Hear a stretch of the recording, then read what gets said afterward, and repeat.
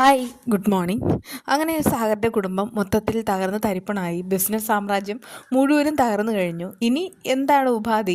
ഇനി ഇതിൽ നിന്നൊക്കെ കരകയറാൻ എന്താണ് ഒരു പോംവഴി എന്നൊക്കെ കൺമണി ഇങ്ങനെ ചോദിക്കുന്നുണ്ട്. ഇല്ല മോളെ, ഇനി ഒന്നും തന്നെ ചെയ്യാനായിട്ട് കഴിയില്ല. ഇതോടുകൂടെ എല്ലാം തകർന്നു.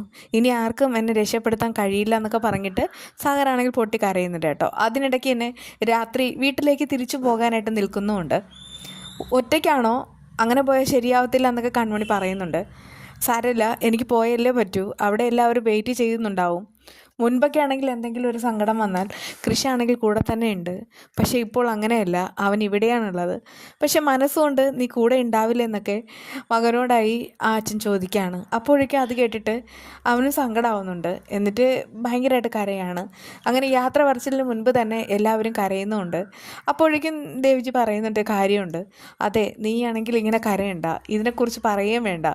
നമുക്കൊരു സങ്കടം ഉണ്ടെങ്കിൽ അതിനെപ്പറ്റി നമ്മളിങ്ങനെ എപ്പോഴും പറഞ്ഞുകൊണ്ടിരുന്നാൽ ആ ഒരു സങ്കടത്തിൻ്റെ ആഴം വർദ്ധിച്ചുകൊണ്ടേയിരിക്കും. എന്നാൽ അതിലുപരിയായിട്ട് അത് മറന്നു കളഞ്ഞാൽ അതോടുകൂടെ എല്ലാം കഴിഞ്ഞു. ഇനി എന്താ ചെയ്യാൻ പറ്റുമെന്ന് ഞങ്ങളൊന്ന് ആലോചിക്കട്ടെ, അത് കഴിഞ്ഞിട്ട് കാര്യങ്ങൾ അറിയിക്കാം എന്ന് പറഞ്ഞിട്ട് ആളെ അങ്ങോട്ട് മടക്കി അയക്കുകയാണ്. പക്ഷേ ഈ കൃപയാണ് ആദ്യം കാണുന്നത്. സാഗറാണെങ്കിൽ വന്നിട്ടും വീട്ടിലേക്ക് കയറുന്നതേ ഇല്ല.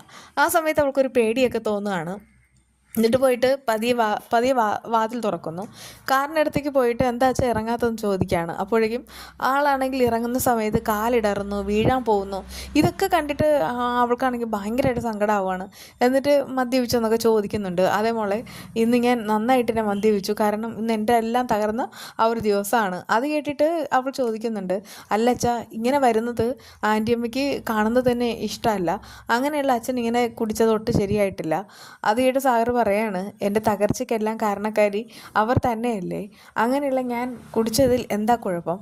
സുജാതയും വരികയാണ്. സുജാത വരുന്ന സമയത്ത് അയാൾ പറയുന്നുണ്ട്, മാറി നിൽക്ക്, ഞാൻ അത്യാവശ്യം കുടിച്ചിട്ടുണ്ട്.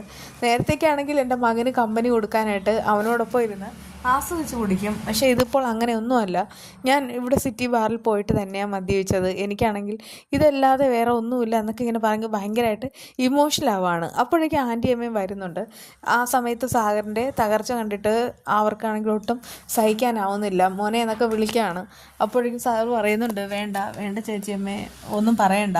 കാരണം എൻ്റെ ഇന്നത്തെ ഈ തകർച്ചയ്ക്ക് കാരണക്കാരി ചേച്ചിയമ്മ തന്നെയാണെന്ന് 100% പറയാം.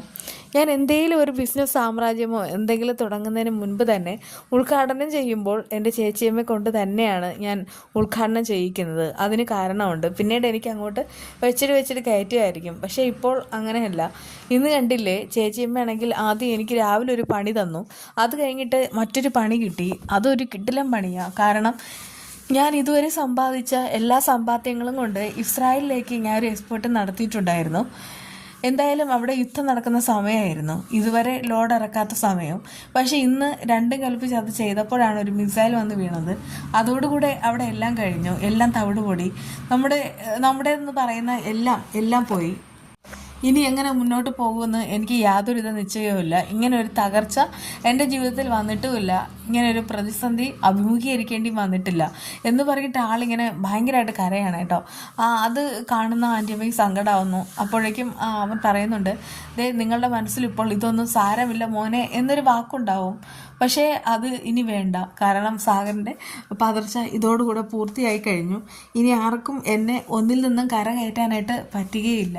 എല്ലാം നഷ്ടമായെന്നൊക്കെ പറഞ്ഞിട്ട് കരയാണ്. നീ ഇങ്ങനെ തളരരുത് എന്നൊക്കെ ഇങ്ങനെ പറഞ്ഞിട്ട് അവർ ഉപദേശിക്കുന്നുണ്ട്. പക്ഷേ അതെല്ലാം വിഫലമാണ്. കാരണം സാഗറിന് അത്രമാത്രം സങ്കടമുണ്ട്. എന്തായാലും എൻ്റെ എല്ലാം പോയെന്ന് പറഞ്ഞിട്ട് ആള് ഇങ്ങനെ ഭയങ്കരമായിട്ട് ഇമോഷണൽ ആവുന്നുണ്ട്. അതേസമയം കൺമണി വീട്ടിൽ പോയിട്ട് കാര്യങ്ങളെല്ലാം അച്ഛനോട് പറയുന്നുണ്ടല്ലോ. അതൊക്കെ കേട്ടിട്ട് അദ്ദേഹത്തിനാണെങ്കിൽ ഒട്ടും സഹിക്കാനായിട്ട് കഴിയുന്നേ ഇല്ല.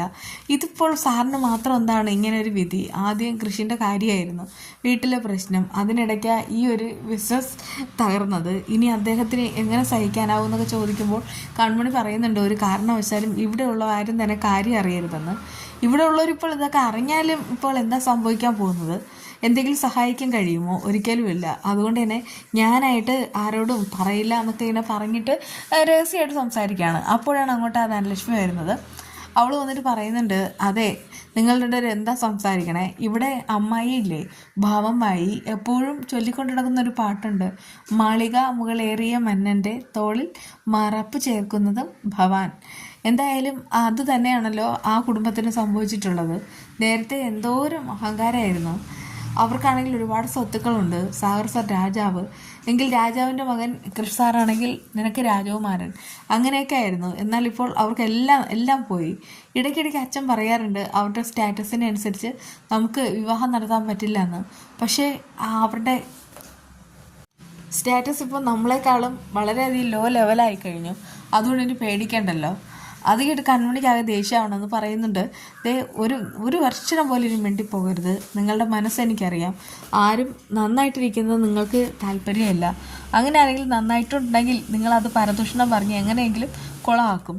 അതുകൊണ്ടൊക്കെ പറയാണ്. അവർക്ക് ഒരു ആവശ്യം വന്നിട്ടുണ്ടെങ്കിൽ അതൊക്കെ സോൾവ് ചെയ്യാൻ അവിടെ ആൾക്കാരുണ്ട്. അവരങ്ങോട്ടും ഇങ്ങോട്ടും പരസ്പരം ഹെൽപ്പായി സോൾവ് ചെയ്തോളും. പക്ഷേ ഇങ്ങനെയുള്ള അഭിപ്രായം പറഞ്ഞുകൊണ്ട് വന്നാൽ ഈ കൺമണി ആരാണെന്നറിയും.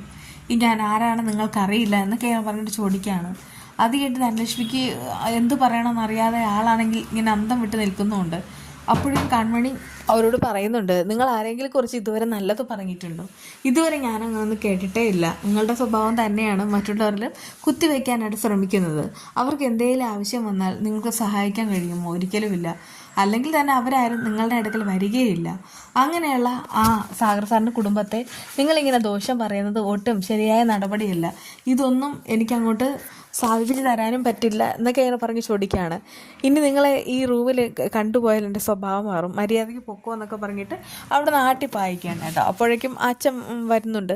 കൺമണി പറയുന്നുണ്ട്, പിന്നെ ഞാൻ എന്ത് ചെയ്യാനാ അച്ഛാ, അവരുടെ നാവിൽ നിന്നൊന്ന വാക്കുകൾ കേട്ടില്ലേ? അല്ലെങ്കിലും മോളെ അവൾ അങ്ങനെയൊക്കെ തന്നെയല്ലേ, അവൾ ഒരിക്കലും നമുക്ക് സപ്പോർട്ടായിട്ട് നിൽക്കില്ല എന്നൊക്കെ പറഞ്ഞിട്ട് ശ്രീനിവാസനും വിഷമത്തിൽ നിൽക്കുകയാണ് കേട്ടോ. പിന്നീടാണെങ്കിൽ രാത്രിയാണ്. ഈ ദേവിജി ആണെങ്കിൽ വെള്ളം എടുക്കാൻ താഴെ വരുന്ന സമയത്താണ് ഒരാൾ അവിടെ ഇരിക്കുന്നതായിട്ട് തോന്നുന്നത്. ഇരിക്കുന്ന വേറെ ആരുമല്ല, കൃഷിയാണ്. കൃഷിൻ്റെ അടുക്കളേക്ക് വരുന്നുമുണ്ട്. അവരെ ഒരു കരച്ചിൽ കണ്ടിട്ട് എന്താ മോനെന്നൊക്കെ ചോദിക്കുകയാണ്. അപ്പോഴേക്കും കുടുംബത്തിന് വന്ന കാര്യങ്ങളെല്ലാം അവനിങ്ങനെ പറഞ്ഞാണ് കരയുന്നത്. അത് കേട്ട് ദേവിജി പറയുന്നുണ്ട്, മോൻ വിഷമിക്കാതിരിക്കുക. സാധാരണ നീ എപ്പോഴും സാഗറിൻ്റെ കൂടെ തന്നെയാണ് ഇരിക്കുന്നത്. പക്ഷെ ഇത്തവണ നിനക്ക് പറ്റുന്നില്ല. അതുകൊണ്ടാണ് ഇത്രയും സങ്കടം. നമുക്ക് നാളെ പോയിട്ട് സാഗറിനെ കാണാം എന്നൊക്കെ എന്നെ പറഞ്ഞ് ആശ്വസിപ്പിക്കുകയാണ്. അച്ഛനായിട്ട് വളർത്തിക്കൊണ്ടുവന്ന സ്ഥാപനമാണ്, എല്ലാം പോയല്ലോ എന്നൊക്കെ എന്നെ പറയുമ്പോൾ ദേവിജി പറയുന്നുണ്ട്, മോനെ നമുക്കിതിൽ ഒന്നും ചെയ്യാനായിട്ട് കഴിയില്ല. എന്തെങ്കിലും സഹായിക്കാൻ പറ്റുമായിരുന്നെങ്കിൽ ഞാനും സഹായിച്ചേനെ.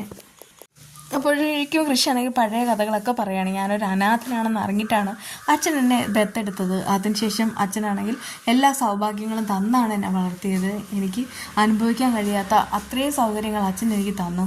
അങ്ങനെയുള്ള അച്ഛൻ സങ്കടപ്പെടുന്നത് കാണുമ്പോൾ എനിക്ക് വയ്യാന്നൊക്കെ പറഞ്ഞിട്ട് ഇങ്ങനെ കരയാണ് കേട്ടോ. അത് കണ്ടിട്ട് ദേവിജിയും ആശ്വസിപ്പിക്കുന്നുണ്ട്. എന്തായാലും ഈ സാഗറിൻ്റെ കുടുംബം മൊത്തത്തിൽ ഒരുമിച്ച് നിന്ന് കഴിഞ്ഞാൽ അവർക്ക് ഈ പ്രശ്നങ്ങളെല്ലാം പരിഹരിക്കാനായിട്ട് കഴിയും. കാശിൻ്റെ കാര്യമാണെങ്കിൽ അതിപ്പോൾ ബലരാമൻ്റെ കയ്യിൽ ആവതോളം ഉണ്ട്. ബലരാമനെ വിവരം അറിയിച്ചാൽ തന്നെ ബലരാമൻ വന്നിട്ട് ആ ഒരു സാമ്പത്തിക പ്രതിസന്ധി എല്ലാം തരണം ചെയ്ത് ബാക്കിയുള്ള കാര്യങ്ങൾ ചെയ്യും. പിന്നെ കൃഷിയാണെങ്കിൽ ആളായിട്ട് നിന്നാൽ അതോടുകൂടി അവരുടെ സങ്കടം എല്ലാം മാറും. എന്തായാലും ഇതൊക്കെ തന്നെയാണ് നടക്കാൻ പോകുന്നത്. വീണ്ടും കാണാം. ബൈ.